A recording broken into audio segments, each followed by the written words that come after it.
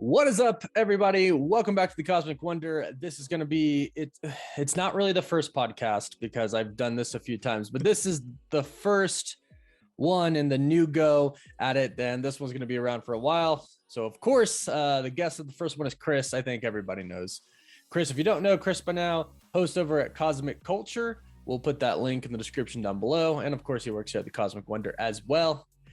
Part of the Cosmic crew, him and his wife Alley Cat at Marvel Minute News. And we were both at the world premiere of Doctor Strange and the Multiverse of Madness and just watched it again.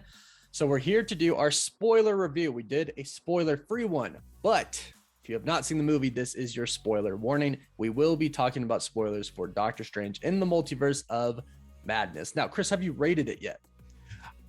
Have you publicly rated it yet? I haven't publicly rated it. And I don't even know if I've personally managed to rate it yet, because I do go back and forth with certain elements. You know, I mean, you've done movie reviews for almost 5 years now. You know, there's a lot of different elements. Like you could really like one thing or really like something different. I definitely have a high rating waiting for it. Something really high. Like I'm thinking like 8, maybe even 9. Okay. But I still don't know. Maybe by the time we're done chatting about it here, I'll have a better idea. We'll hash it out here to see the true rating that Doctor Strange 2 deserves. I really enjoyed it, and I don't enjoy the creepy horror type of vibe stuff. So right off the bat, if anybody's, well, I'm assuming if you're watching this, you've seen it, right? Or you just don't care about spoilers. So you know the creepiness to it as it is. I want to know if you guys thought that was not appropriate, that's probably not the right word, but if it worked for Marvel, if it worked in a Marvel movie. I don't even think though that that's the wrong word, and here's why. Marvel has this set of expectations from its audience, parents who rely on Marvel, who have kids who dress up as Spider-Man. Here it is kind of out of, like, not everybody's on YouTube every day listening to what the Cosmic Wonder has to say to know that this might have these horrific scenes. And like we want to talk about, let's just jump right into it, the Illuminati, and them just getting not even destroyed, pummeled, just pulverized, and in horrible way. Some parents might not actually have been ready for that. Oh, here's another Marvel movie. My kid loves Marvel. They dress up as X character. Let's take them to the Marvel movie. And the next thing you know, those were some scenes. And thank you to BetterHelp for sponsoring this video. As we all know, life can get pretty hectic sometimes, and it's pretty easy to feel overwhelmed and anxiety. Whether it's work, school, family, or relationships, sometimes you just want somebody to talk to. That's where BetterHelp comes in. If you feel like you need somebody to talk to, or you just need to check up on your mental health, BetterHelp is an online resource that allows you to do just that. Connecting with a therapist online from the comfort of your home. They have a broad range of officially licensed therapists, over 20,000 therapists in their network, which makes it very convenient to find a therapist that works for you, and you can change therapists at any time for free. I know it can be a lot easier to receive therapy from the comfort of your own environment. And it's not just therapy sessions. You can message your therapist at any time, check out some information that may be useful to you, and schedule your appointments all from the same page. Head to betterhelp.com/cosmic to answer a few questions and get paired up with a therapist within 48 hours. You'll also get 10% off your first month by clicking the link in the description down below. That's BetterHelp, HELP.com/cosmic. Yeah, I just remember the reaction when the audience saw Black Bolt die. It's just out of left field.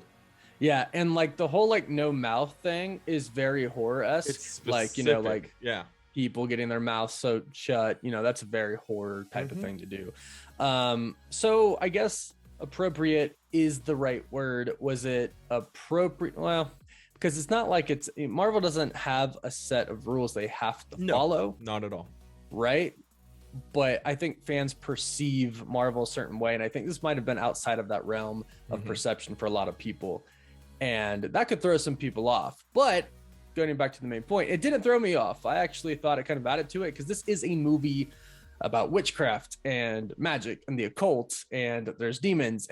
And I think it, in the comics, Strange fights with Mephisto. He gets locked in the hell dimension. Like, there's a lot of dark stuff that goes down in the comics. And at the end of the day, that, Marvel Comics, Marvel Studios, their adaptations of the comics, it's like, that happened then, and it's happening now, and it's hitting a lot of fans, I think, in a really good way. And I think it's really different pace that Marvel took here. I think it's good because it's not all the same, which I think some people might get tired of eventually, and maybe some people already have gotten tired of it already, the same kind of superhero thing over and over again. So well, that's the exact question, right? You're the Cosmic Wonder. You're 1 million subscribers almost on YouTube. I'll just keep saying and plugging you as much as possible in your own video, but you know and understand and love Marvel as a fan and as a critic.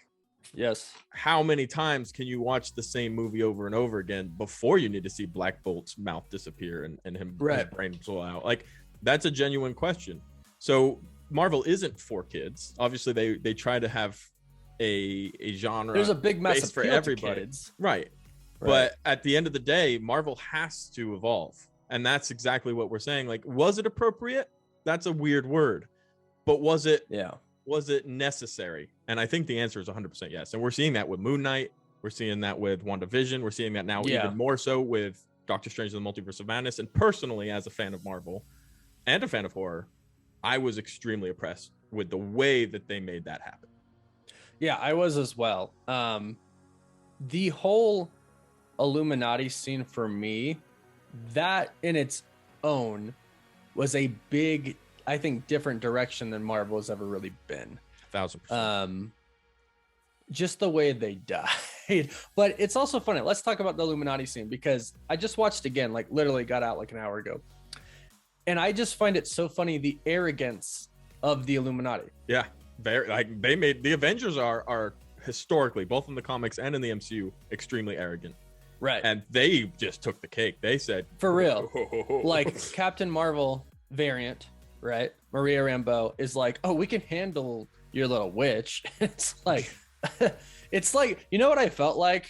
I felt like it was like Moon Knight episode 3 or 4 or whatever it was, where the gods they're just kind of like, they don't listen to Khonshu, right? Khonshu, it's just kind of like, we're not gonna look into anything at all. It was almost the exact same. You're the problem. Right. We can handle it. Doctor Strange, you're the problem. We can handle it. Like, what's that? Oh, Hera wants to release Summit. Hera, are you doing this? No. Okay. What? So good. That's not so even good. Just like a little bit of, and they know though. It's funny because you're like, oh, we can handle like the dream walking, right? We can handle your witch. And it's just kind of like, do you know like who the Scarlet Witch is? You know the power of the Scarlet Witch? It's like, yeah, you guys are all sitting there high and mighty in your chairs in your nice little chamber of the Baxter building. John Krasinski, Mr. Fantastic, loved it. So amazing. Oh man. But yeah, no, the arrogance is ultimately what led to them dying. Right. And is it sad? Yes, but that's also part of the wonder of the multiverse, you know? Somewhere out there, and I'm not going to say in our MCU, exists another John Krasinski, Mr. Fantastic. It might be in ours. Right. But somewhere out there exists another. So we may not have seen the end of him, which I know is what most people, probably out of all those cameos, was most excited to see. Right. We're hoping. Right. That was a great cameo. That was something that, it's like, you know, Disney cast Rosario Dawson as Ahsoka because of the fan castings for her. And you have to think this probably is something similar to that. It's got to be like somewhat similar. Right, exactly. And it's just kind of like, maybe John was already on their mind, and then all this fan art and stuff starts coming out, and they're just like, hey, look at that. Yeah, let's talk to John about Mr. Fantastic. I hope he sticks around and he's the main MCU. I will say, we're kind of jumping all over the place, but we will do that. I will say I was very disappointed with the second post-credit scene. I feel like it was very much a waste. Nothing against Bruce Campbell, but that little pun, it's over. Like, you know what? I would have rather seen Deadpool or Doctor Strange just as like walking down the street and he sees a Reed Richards who hasn't gone through anything yet. Yeah. Right? Isn't Mr. Fantastic just a scientist? Or and a sign, Baxter Building coming soon. Something like that, right? Just a little nod towards, because we have a Fantastic Four movie coming. Like, we just lost the director for it, but we still have it coming. So I would have liked to seen a little hint towards that rather than Bruce Campbell just doing a joke. I mean, he got his little cameo in the movie. Doctor Strange made him punch himself. We didn't need to see 3 weeks later when it stopped. Yeah, but no, that wasn't great.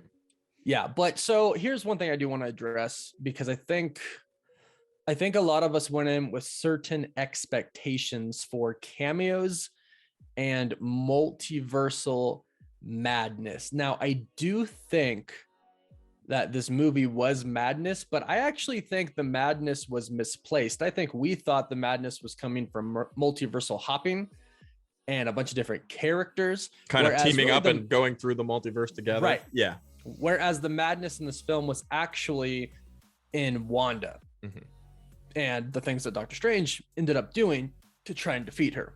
Yeah, I agree with that. What do you think? No, I completely agree with that. And, you know, there's a massive online debate, and it's part of the new world, you know, and expectations versus reality. We talk about this stuff, not just us, everybody. Fans who don't have YouTube channels post on Twitter their fan art and things they want, things they expect. Right. Do we allow that to, one, dictate what Marvel wants to do, and two, set our desires and expectations? And I personally don't have an issue separating the two. And you can talk about Spider-Man No Way Home. You and I talked about prior to the movie releasing, if 3 Spider-Men aren't in there, does it ruin the film? And I said, honestly, no. It was super cool and enhanced that they were in there, but my movie experience wouldn't have been ruined if they weren't there, because it's Spider-Man. It's a continuation of the MCU, which is just an absolute treat every time we get a new project. But that's something that fans are going to have to decide on their own. Was it different than what we thought? Exactly how you lined it up. Like, oh, a multiversal Avengers, kind of people from every reality grouping together to go and fight Wanda, because that's the only ways if we band together, we can protect our universes separately together. Right. And that wasn't the case. But I mean, we're not always going to know what Marvel's doing. And I think Kevin Feige now more than ever, following the No Way Home debacle, is trying to keep us on our toes. Yeah. I agree but disagree, because I think if I went into No Way Home and I didn't see the other two, I would have been disappointed and it would have taken away from the experience for me. Not to say I would have rated the movie bad or anything like that, but to agree with you on this, I was expecting a lot more, but it did not take away from the movie for me at all, or the experience. It didn't take it away from me. I thought, actually, after watching it, it was better they kept it kind of focused. Right. Focused, because really at the end it did come down to like Doctor Strange and Wanda. Right. Great introduction. Xochitl Gomez, she's awesome, friend of both of ours, and she crushed America Gomez. That role was Chavez. Awesome. America Chavez. America Gomez works. She's basically the character now. That's her last name in real life. Yeah, no, she crushed the role of America Chavez, and Benedict Wong, of course, always as Wong, is awesome. I'm glad they kept it to kind of all of that. They had a few side characters and stuff, and I'm glad they kept it kind of simple, because I heard that the test screenings for the original script and movie, how they did everything, was kind of a mess and people were confused. And I think that's when they went back and they were like, let's keep it kind of simple. Now, what I thought was gonna happen was not necessarily like people from each universe kind of going together and like going with Strange and like following him and like, let's all group against her. I didn't think that was going to happen. What I thought was going to happen was they were just going to be traveling throughout different universes, and in those universes they would see random variants of random people. That's what I thought. Right, like kind of going on tour, and here's Iron Man's just like world, quick little cameos, right? They're just like walking down the street, and maybe you see, the Avengers Tower, maybe you see an Iron Man fly by, right? But it's Tom Cruise. It would have been cool to explore without any actual effect to the movie, the multiverse, like you're saying. Like let's see what's in this universe. Oh look, right, exactly. But it doesn't change what happens. It's just no. It doesn't change real what cameo. Happens. And they kept it simple, because so like when America and Doctor Strange fly through, I don't know, like 10, like 10 different universes in that one part before they get to the Illuminati multiverse universe, they go through a lot. And in my mind, I'm like, well, you could have stopped in one and been like, what universe is this? And then you see people, right? And then it's like, okay, well, we need to get out of here. Doctor Strange does some demon spell to scare America Chavez so she can open a portal. That'd be cool. That's all like the hiccups, something almost. Like that, right? Yeah. That's what I thought was going to happen. So I wasn't necessarily even expecting like an Avengers Endgame team up or Infinity War team up, because I just thought we were just going to randomly see them. Right. So it didn't really take away from my experience. I would have loved more multiverse aspects to it. Or I shouldn't say that, because there's a lot of multiversal aspects to it. I would have loved more multiversal travel. Is what I would have liked. No, I agree. The multiverse was definitely, I mean, they gave us some rules. They explained some consequences. which is really something if you had to ask me my number one thing out of the film, what I you were wanted, pumped that about was that. what I wanted. I want direction. Yeah. I want direction. I want to know the multiverse isn't going anywhere, right? That's what we've learned. No, it's going to be the next 10 years. It's going to be huge. Yeah. It's the multiverse saga. We just left the Infinity Saga. Well, welcome to the multiverse saga. That's what we learned in Doctor Strange. And that's what my number one hit list. What do I want to see other than Deadpool? And we can rage about that in a second. Was we will. Was what the heck is the deal with the multiverse? Now we have Kevin Feige saying, you know what? It was actually Loki's fault. You have America Chavez explaining the rules. You have some people from different universes like Reed Richards saying what happens when you mess with a multiverse. That was a huge home run for Marvel in getting a grasp on what its plan is for the future. Well, it's funny because Michael Waldron, the writer of Loki and Doctor Strange Multiverse of Madness, actually recently came out and said he regretted defining the rules so much in Loki because they had to stick to those rules. So it's kind of like, I get it as a writer. I get it. Right. As a writer, yes. But as a fan, it's like, no, we need it to be kind of defined so we're not super confused all the time. Well, not even also just that. Stakes. Well, yeah, exactly. You don't want it to be cheap. There is a certain, we'll use cheap. Mm-hmm. I'm going to say easy way out. There is something of an easy way out. An ease to the multiversal side of it. You can do anything. Right. Anything is absolutely possible. So then does it really matter? Exactly. Right. You know, but I think this movie handled that very, very well. I agree. One thing I loved about the movie, nonstop action, like from the get. Defender Strange. Yeah. Defender Strange in America just coming out, and Doctor Strange tries to kill her, and that doesn't work out for him. No. But it's okay because his corpse is then later used. Did not see that coming.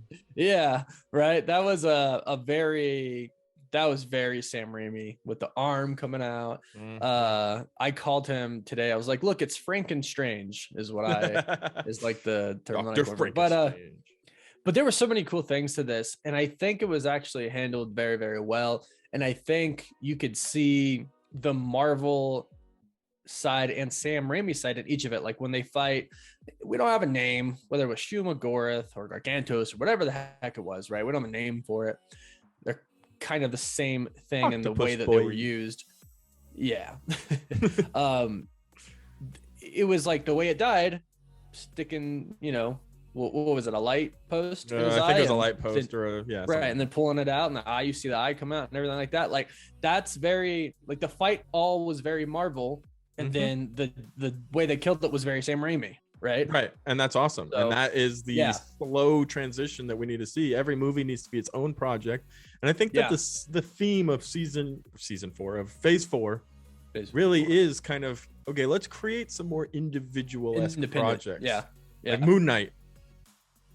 A glorious project, epic, completely unrelated to anything so far, and that's completely fine. Yeah, and that's what they're trying to do.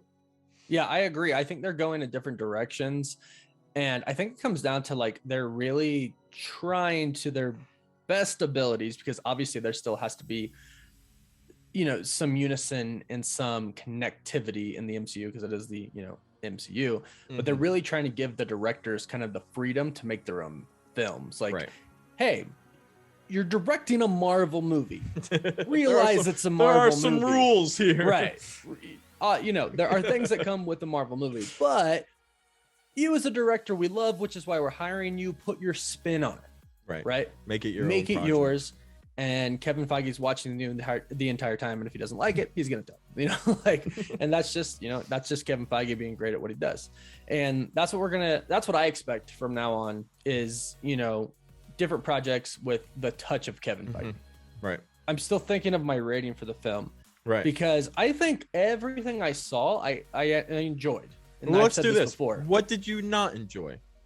What would you say you would have done, Warren would have done differently? What do you think the fans might have wanted differently? Let's talk some crap. I mean, I just went on my rant about more multiversal travel. Okay. So I would have done that, and I would have made it longer. And I know there are scenes that were cut, but I would have made it longer and developed Wanda just a little bit more in the beginning. But But at the same time, I actually love how it just started off and just went for it. Wasn't expecting that. So maybe some type of scene somewhere after Wanda attacks everybody and America and them leave, like maybe somewhere there where like Wanda's explaining to Wong what she went through after Westview, you know, after exploring the Darkhold, and then Wong is sitting there going like, Wanda, this isn't you. The Darkhold is corrupting you. And Wanda just sits there and goes, I don't care. Yeah.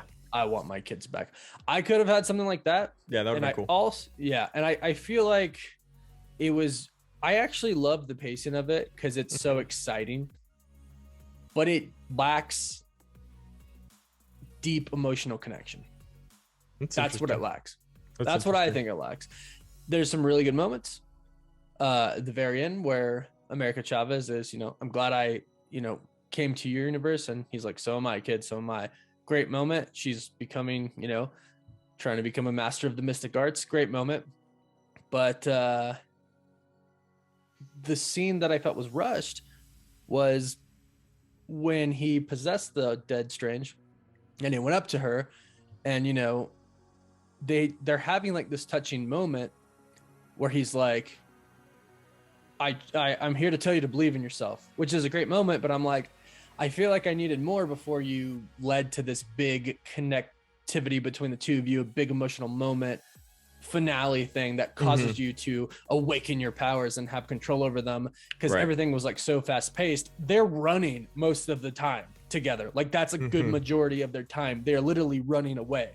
Yeah, that's good. That's a fair analysis of that. Right. And then the other times they're locked inside of these chambers, which they're not really talking. They're just like talking to Christine most of the time. And then he leaves and she talks to Christine.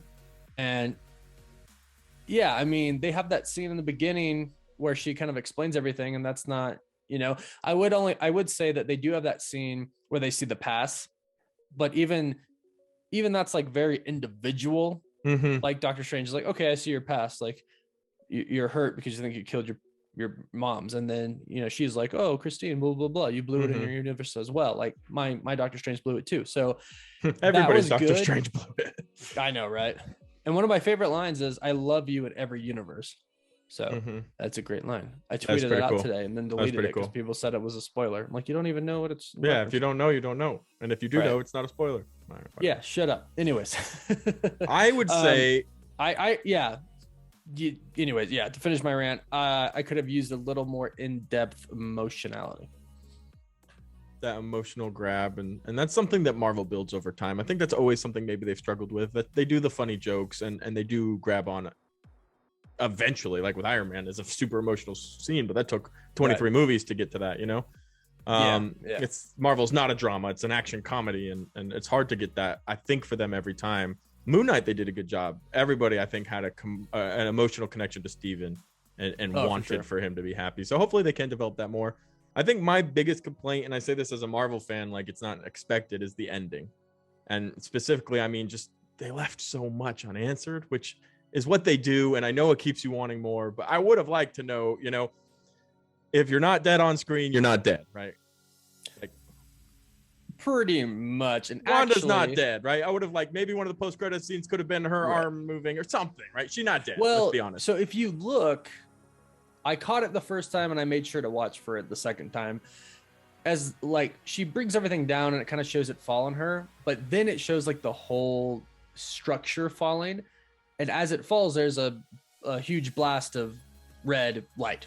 And I'm like, okay, Wanda left. Like to me, Wanda's not like, if she doesn't die on screen, and most of the time, even then, still, you're just not dead. Well, that's the thing, right? Is, you know, there's rumors of like, oh, Marvel just signed another multi-deal contract with her, blah, blah, blah, blah, blah. And then I see that red blast. I'm just, and of course it's because I didn't see her die. And if I don't see her die, she's not dead. We watched right? the Illuminati die. They're dead. I watched the Illuminati die. Those are dead people. Those are dead characters from Universe 813 or whatever it was. Right, exactly. They're gone. And yeah, so I didn't see Wanda die, and I saw a burst of red light, which was clearly her magic. You can see it very clearly. Next time you guys watch it, look for it. To me, that's probably her escaping or doing something, or it could, she destroyed the Darkhold in each universe, which like how? That's another qualm I have. That was like, where I was headed next. How did you do that? So that could have been the magic, like going out, but like I don't think absorbed so, it. She had she to lives literally in the universe ambiguously. Something like that happened. Yeah, because she literally had to dream walk to go into a different universe. She didn't even have the ability to go to other universes. And I actually stated that in one of my, videos last week. I said, I don't think Wanda, even with the Darkhold, has the ability to travel the multiverse. So the whole, every Darkhold has now been destroyed. It's like, how? Interesting. That's another one though, like these open-ended question. And then the whole, Doctor Strange 3-eye thing. I think to the layman Marvel fan, that's going to come off as kind of weird and hard to explain and almost maybe even unnecessary for the ending. And then just to build right off of what you were saying for the whole ending, Doctor Strange does this super evil, you can't go and possess a dead person, you're using the Darkhold, all this stuff. Right. He gets there and does almost nothing. Yeah, I mean, he does a really cool demon cape thing, and it's visually pleasing. I thought, but America awesome. Chavez it was super cool. But he broke all these forbidden rules and gave himself a third eye, which we don't know what the consequences are of. Right. For almost nothing. Yeah. Which for me, so the ending scene may be a little rushed, I would say, and I don't know what they cut. They cut maybe almost 30 minutes out of the movie from what we were hearing. Yeah. So I don't know what ultimately was changed, but that is something that I would say could have used a little more time, was that whole ending and maybe an explanation of where are we now, because this was phase 4's big pivot. That's what I'm calling it, the biggest pivot in Marvel Studios history. That's my quote. Use it on a trailer if you want. I allow it. But I would have liked just a little bit more of that last foot stepping over to be like, okay, this is what this means, here we go, move on. Yeah, and I think they did that on purpose. I think they left it open. Exactly. Right, because, now to me, the ending was really about the Scarlet Witch truly is the most strongest being in the multiverse. You can't stop her. There is no debate. Right. And the ending to me was a statement of that. No matter what Strange did, he couldn't stop her. Even America Chavez, all of a sudden, gets like control over her powers. And it's really funny because she's like, and one is like, and she hits her a few times, and then one is like, okay, like cool little kid, you punched me with a star, good job. Like, right, but have you seen what I've done? Like, yeah. And so she's like, I can't beat you. America Chavez says that, and I think that's like the whole entire thing is like she had to beat herself, right? And I was worried about it. I was worried about that before I saw the movie. I was like, is that going to be a good enough ending? Right, like she just comes to terms with it. But I think the way they did it with like the other Wanda, like kind of not being strong enough, but the kids are going, get away from my mom, you're a witch. Like I think that was handled very well. It was executed. They did it the best they could with that execution. Right, that direction exactly. They wanted to go. And I like that they did it, because the more I think about it, I go, yeah, because that really is what the ending's about. There's no one stronger than the Scarlet Witch. So you're not going to be able to stop her. So you can't have an ending where somebody stops her. So to me, I'm like, that's fine, because that solidifies the fact that she is the strongest being in the multiverse. Yeah, I don't think there's any questions about that at all. And it's partly also why you couldn't convince me she's gone. Kevin Feige could walk in my front door and be like, nope, she's dead. I don't believe you. I'm sorry. Feige, you son of don't you lie to me. But it's true, right? She's a beloved character. I've gotten crap for the last 8 months on my channel. I'm sure you the same, because every time I have a video, she's gonna be the bad guy. How dare you? She's the bad guy. Let's be honest. Doesn't make her a bad guy, but she's the bad guy. They mentioned Cthulhu. And they mentioned his existence and all that. He wasn't pulling the strings. She made every single decision she wanted to make, because she wanted to be a mom, and she ultimately made the decision to be a good mom and let her kids have her real mom. But she's a bad guy. She's a bad guy. She has a redeemable plot where she can come back and try to get herself on the lunchbox in her solo film or in WandaVision 2. And I hope she does see her happy ending, and I do think we'll be seeing her again. Oh, I do too. Actually, one thing I really want, because I think like, what are the repercussions? Because there weren't really any repercussions to our main universe. Like nothing really happened, you know? No. Not like nothing at all. Wendigor's gone, I guess. Yeah, right. And that might have some repercussions, but here's what I want. I want Reed Richards said he has kids, and Franklin Richards is, his son, who goes on to become an Omega level mutant who can literally create universes like just with his hands. I want this kid to grow up so pissed off at the Scarlet Witch. That would be cool. And eventually try to do something about it. That would be cool. Right? That's what I want. That would be really cool, actually. Right. Because Franklin Richards, you can correct me if I'm wrong, your mutant expertise is way better than mine, but is the most powerful mutant. Yeah, it's really him or Magneto, right? Might be he's stronger than Magneto. It might be an opinion that's debatable, but he is one of the strongest, if not the strongest mutant out there. I mean, he literally uses Galactus as a puppet. Right. He's got some powers. He resurrects Galactus, actually, if I do recall correctly from the comics. And Marvel doesn't do anything on accident. Right? So the mention of your kids was for something. Right. Is their mother still alive? Like, okay, Sue Storm and your kids, right? It's like, which that was cold. And we all know what that is. Terrifying. I know, right? So I would like it, Franklin Richards is going to become one of the most powerful mutants ever. He's going to figure out the multiverse, I'm sure, since he can literally create universes, pot these with his freaking hands, right? Mm-hmm. So I'm hoping that there is somewhat of a repercussion of that. And that'd be sweet. That's a cool idea. Because Mordo is still alive. Mm-hmm. Right? That's very intentional as well. Mordo's not dead. Mordo's still alive. So I'm wondering what happens there, right? And maybe Franklin Richards gets a little, grows up his whole entire life, super pissed off. I will find this witch. Right, exactly. So who knows? That's what I hope happens. That's crazy. Yeah, that's what I really hope happens. So yeah, there's a ton of good to the movie. I want my extra 30 minutes that were cut. I want the 30 minutes that were cut. I agree. And I watched it again, and I think I stand firm with my 8 out of 10. I think that's where I'm at. 8 out of 10. That's what I think. Yeah. I think this falls right below Shang-Chi for me. Is this an assumption that... See, I always struggle with movie ratings. Endgame's a 10. Infinity War is a 10. Yep. Right. I feel like we need to make our own rating for Marvel movies, because what is the only other thing you can compare a Marvel movie to is a Marvel movie. I feel like you can't really be like, oh, let's compare this to Shawshank Redemption. Like, it just doesn't really work that way. Like, Marvel movies exist on their own level. They're their own thing. They just absolutely destroy the box office. So I like that you were saying like it's just below Shang-Chi. Yeah. Because it kind of helps gauge. Like, this isn't better than Infinity War. This isn't better than Endgame. No. But is it better than Black Widow? Like, a lot, right? Like, just that much better than Black Widow. Right. This movie sits up with the best team-up movies, with Civil War, with the original Avengers movie. It is up there. It's somewhere in between that, somewhere underneath Infinity War and Endgame, obviously. But it's the best project to Phase 4, in my opinion. Oh, for sure. To me, it's like it's always a Infinity War and Endgame for me. And yes, Infinity War is first for me. Endgame, Ragnarok, Shang-Chi, and either this or Civil War for 5th. Was that 5? Yeah.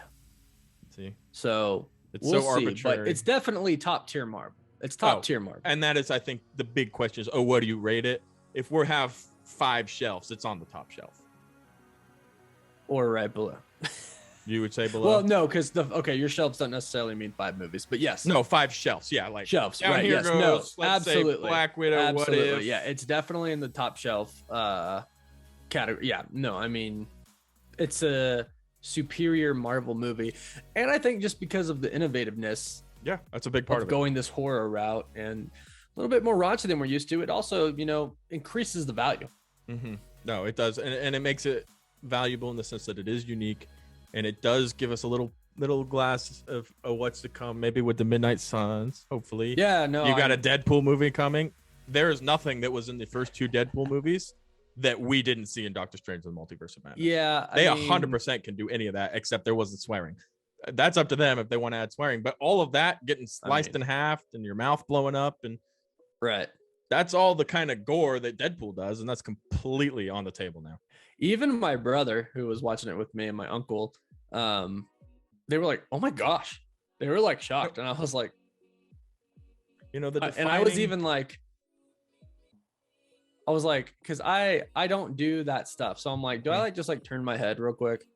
But I'm like, no, I'll watch it again. I'm just like, I have to. It's my job. I'm just like, oh. But yeah, no, you heard an audible like, oh, like from the audience then. Did you so yeah, very.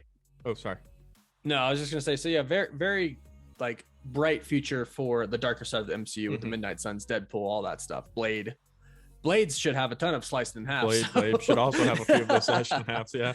Yeah.